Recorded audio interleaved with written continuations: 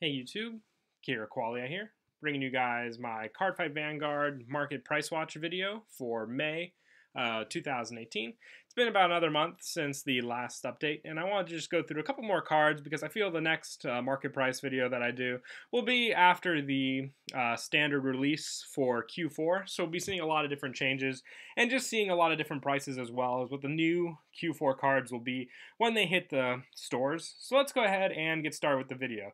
Now, keeping up, Bermuda Triangle still out there. People still hyped and building a lot of the decks for these cards, meaning that we see a lot of different prices, including Shushu Lapria holding her $25 to $30 range for a lot of the cards. You can see there's a couple there at the $28, but mostly averaging around the $30. This is definitely needed for the Shushu deck. So if you have extra playsets of this card, definitely either try and sell or trade them, because you can definitely move them as being one of the needed cards for the Shushu deck for the Stride Zone. And with the upcoming team leagues, there's going to be a lot of players, I'm sure, that want this card or will need it for their decks that they hope to maybe run in Bermuda for their team.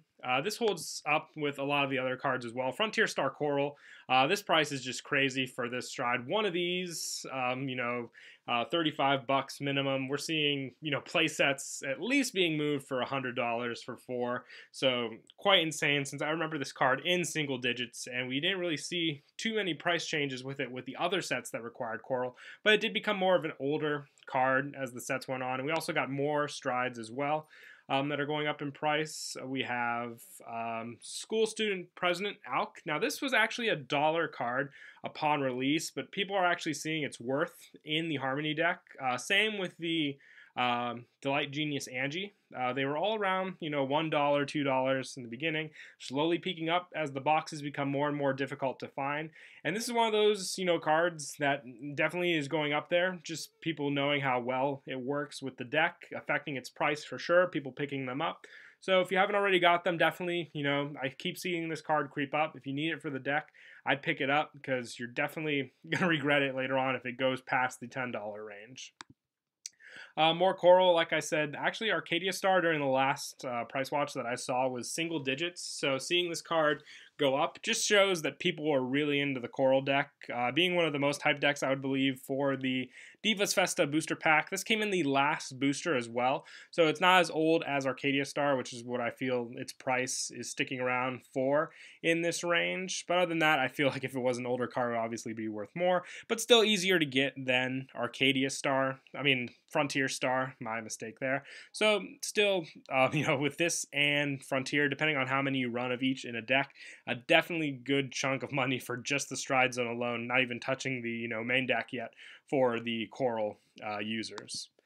Some other triple rares, Goddess of the Half Moon Tsukiyomi. Now, with the release of the Q4 pack full list, we didn't see any Tsukiyomi cards, but that doesn't mean people aren't hyped up to, obviously, for premium format, mix Tsukiyomi with all the new cards we got, just making the deck much, much better. We have, the new Silent Tom, new triggers, all of it, and just a consistent ride chain with the support we received for this deck in set 12 will definitely work very well together. People are hyped over the, unstoppable attack Tom.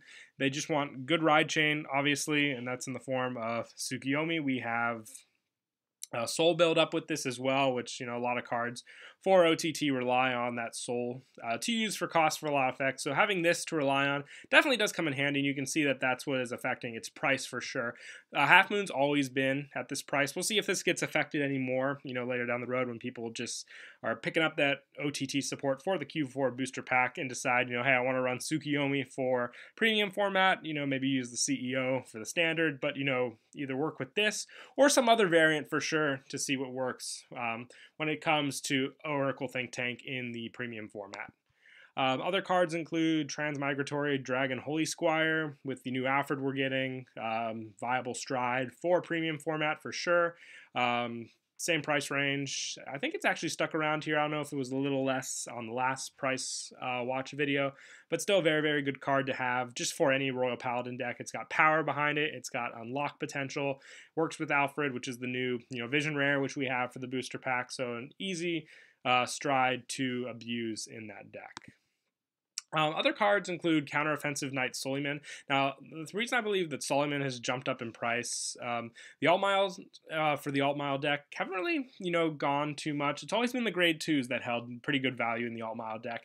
And with the new Mithril we received, which is another grade 2 that has call power, it's just another card that works very well with Solomon for multiple attacks. So if you use Solomon, search your deck for a grade 2 not named Solomon, call it to rear. You can call the new Mithril, obviously, use its effect, and just get off countless calls, which is definitely what, Royal Paladin is known for.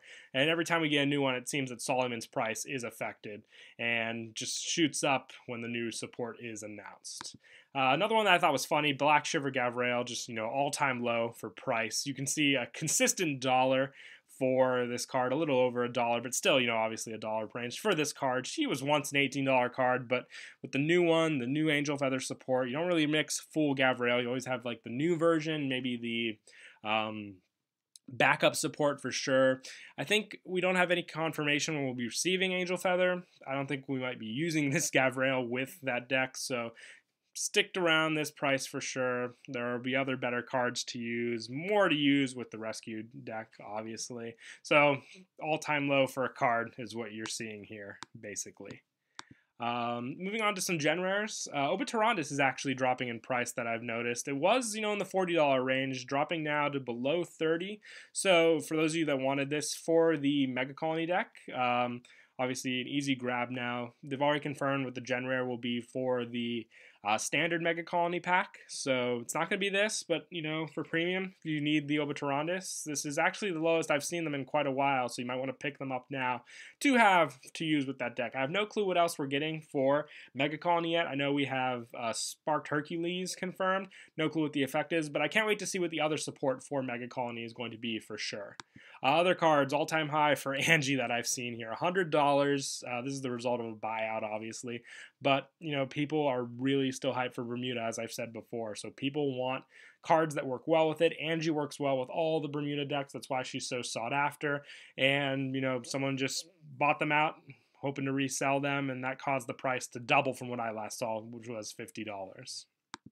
Other gen rares include El Vehemina. I don't think we have Neo Nectar confirmed for when that support will be released, but as it's the most expensive gen rare from the Zoo pack from what I've seen so far. We've confirmed the reprint for the gen rare for Megacolony. The Great Nature one wasn't always as good, so it stuck to a lower price, but for Neo Nectar, she definitely became one of the money cards next to Zoa for that booster pack. Gancelot, I would say, is the same reason for Transmigratory Dragon for price. Just, good support for Royal Paladin in the premium format. Just pressure-wise for sure. But it's at a reasonable price to pick up if you're looking for them. So if you definitely want to grab them now for the deck, easiest time to do so, I would say. Same goes out for the Nova Grappler support. More generic restand power for premium format. This is the stuff you're going to see hold value, knowing it can work with the generic or the new standard support that we receive for the packs. And Favorite Champ Victor is one of those. It's just an easy restander for cost pay, and definitely going to be abused when people are trying to come up with decks for premium format. Moon Deity Tsukiyomi. Now this is another one just going back to the half moon for price. $10 range. Went up a little bit from the last time I remember for sure. So I don't know if we'll ever see it go a little bit higher maybe. It's definitely hard to find cards from Fighters Collection 2015. It's one of the hardest boxes to find for Fighters Collection, but still a good card there for the Tsukiyomi deck. It just sets up the soul, sets up your hand, and with the new cards we get from standard format, it'll definitely be used for sure in the deck. Future Night Lu. Now getting to the double rares, this one's insane. Just either someone bought out all the Lus, but there's quite a good amount of them here for that price. If you have your Lus, consider yourself lucky. If you don't want them, get rid of them now. I've never thought I'd see Lu in this kind of price range for sure. They were at 30, but they began to slowly drop after people were a little more reasonable with their prices. But people are excited because Barkall can be used as a starter again.